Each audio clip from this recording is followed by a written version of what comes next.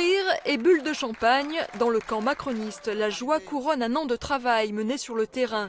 Tractage, mailing et porte-à-porte, tous les moyens ont été utilisés pour convaincre. Selon les militants, c'est aussi l'image de probité de leur candidat qui a transformé l'essai. Il y a eu les affaires au niveau national, il y a eu les affaires au niveau régional, et c'est vrai qu'au cours de nos réunions, nous avons eu beaucoup de discussions sur toutes ces affaires, et c'est un élément important qui nous a permis d'accroître le nombre d'adhérents sur la Corse. Au niveau national, Emmanuel Macron sort en tête du premier tour avec 23,8% des suffrages. En Corse comme sur le continent, les jeunes composent une part importante de l'électorat de l'ancien ministre de l'économie.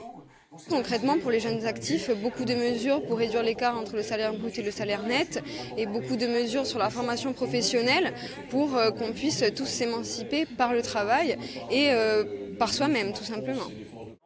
Mais la joie est vite dissipée par la vague Marine Le Pen en Corse. Emmanuel Macron est loin derrière elle avec 9 points d'écart.